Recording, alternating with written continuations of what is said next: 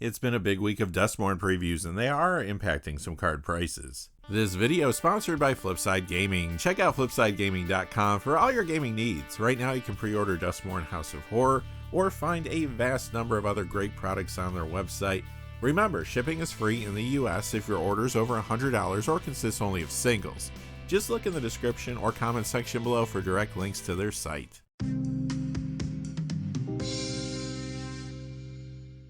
Hey there, this is John from Heroes and Legends, and welcome to another edition of the Magic the Gathering Market Watch. The market is a little calmer this week as players await the upcoming release of Duskmourn, but there are still some big price spikes to see. As always, our hot list is based on two things: the percentage increase in the value of the cards, but we also want to see a true increase in the number of sales from week to week as well. Before we get into our top 10, just a quick thing. I do want to say thank you to one of our gold patrons, and that is Thomas Wright.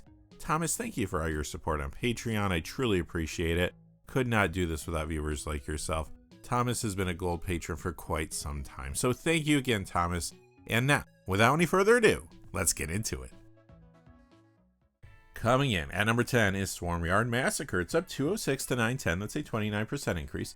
This is from the Bloomburrow Squirreled Away Commander deck. It's in fresh builds around some cards from its pre-con, including the reprinted Shatterfang Squirrel General, as well as the front-facing commander, Hazel of the Root Bloom, and the Odd Acorn Gang. You also see Swarmyard Massacre and a bunch of other commander decks, old and new. Some of the more popular ones are around cards from the Bloomburrow main set, like Vren the Relentless, Camellia the Seed Miser, and Wick the World Mind, but there's a little more going on here. Swarmyard Massacre is getting an additional bump now thanks to a Duskmourn preview card. That card is the Swarm Weaver.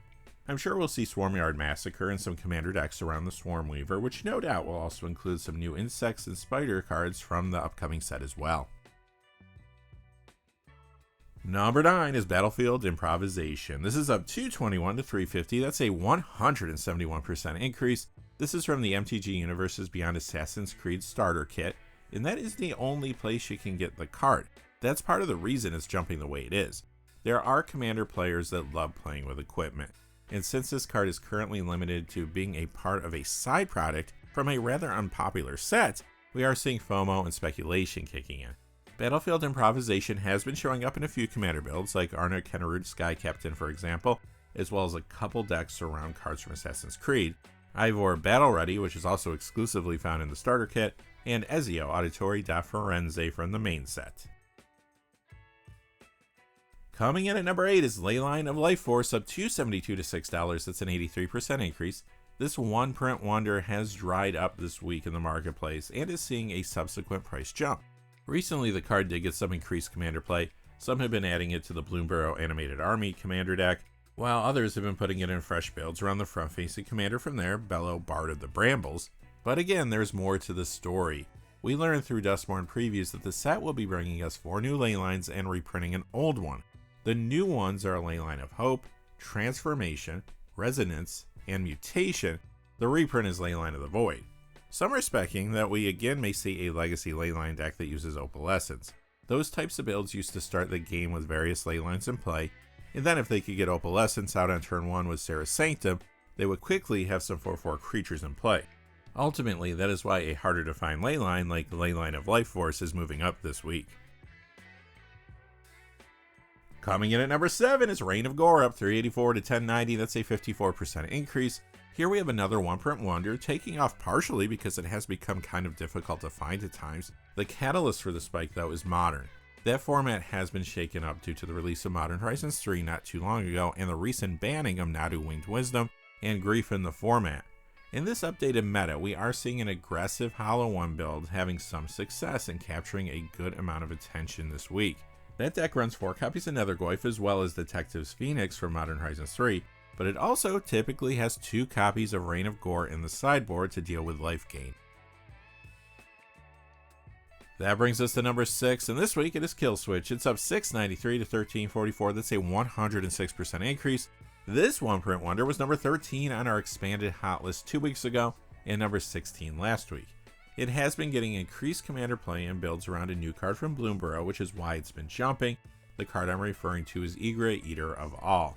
Killswitch will let you tap down your opponent's creatures after Ygritte makes them food artifacts in addition to their other types. Alright, quickly before we get to our top 5, just a fast reminder, this video is sponsored by Flipside Gaming. Check out flipsidegaming.com for all your gaming needs. Right now, you can pre-order Duskmourn House of Horror there, but they have a lot of other MTG sets available too, like Bloomburrow. Plus, they have other products that aren't even MTG related.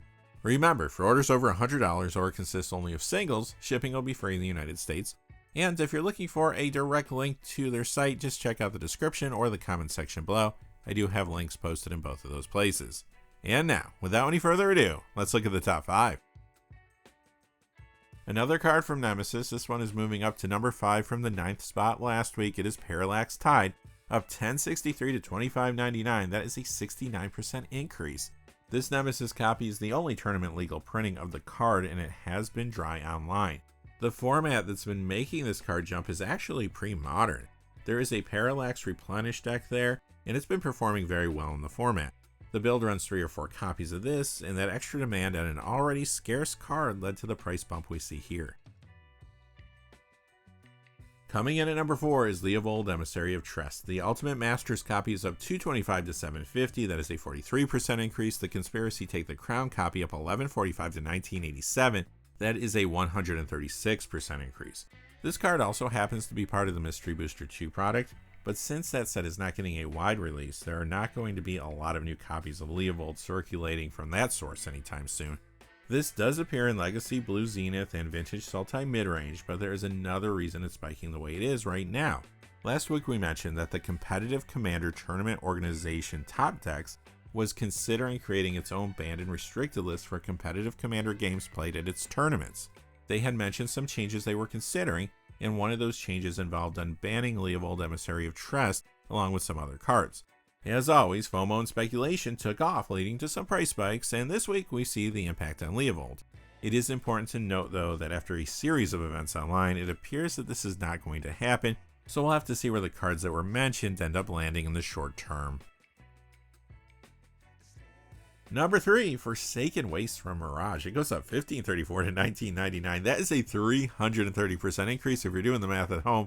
This Mirage copy is the only tournament legal printing of this reserve list card, and it has become highly sought after because of Duskmourn. Players already want this to upgrade the upcoming Endless Punishment Commander deck, or to put in fresh builds around the front-facing commander from there, Valgavoth, Harrower of Souls. Forsaken Waste is a great way to trigger Valgavoth on each of your opponent's upkeeps, and since it's an already hard to find reserve list card, it's experiencing quite a big spike.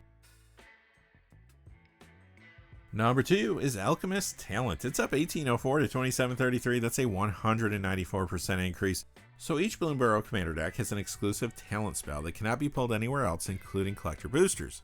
This is the exclusive talent from the Animated Army deck, and players as well as speculators have realized that these exclusive talents are hard to acquire since they're not in those collector boosters. This one is particularly interesting because it interacts with a popular commander mechanic in the form of treasure.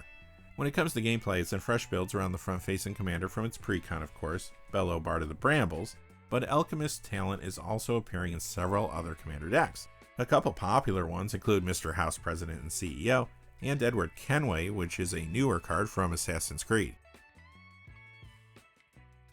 And finally, coming in at number 1 is Opalescence from Urza's Destiny. It goes up $24.59 to $45. That is a 120% increase. This Urza's Destiny copy is the only tournament legal version of this reserve list card, so obviously it wouldn't take much to make it jump, but there are actually 2 good reasons this card is spiking the way it is. The first revolves around that pre-modern Parallax Replenish deck I mentioned earlier. Like I said, that deck is performing very well right now, and it runs 4 copies of this. Earlier in the video, though, we also discussed the speculation around Opalescence possibly seeing Legacy play again due to the new leylines in Duskmourn. Time will tell if these Opalescence leyline decks can really hang in today's meta, but in the meantime, the possibility has piqued the interest of players and speculators. Alright, that's going to do it for the top 10 hot cards of the week, but this is only part of the story. Tomorrow, we're going to be back with another episode of the Market Watch. There, we're going to look at the top 10 cold cards. Now that attention is shifting to those Duskmourn strategies, there are some good cards coming down in price that you should be aware of as well. Until then, though, hey, thanks for watching. Please remember to like and subscribe, and have a great day. Hey, thanks for watching. This video is made possible through the generous support of viewers like you on Patreon. Check out the description below for links to our Patreon page, as well as our Amazon affiliate store, where a small percentage of all sales will also help support the channel. Finally, if you haven't had a chance yet to subscribe, hit that subscribe button so you don't miss any of the new videos on Heroes and Legends. Talk to you again soon, and have a great day.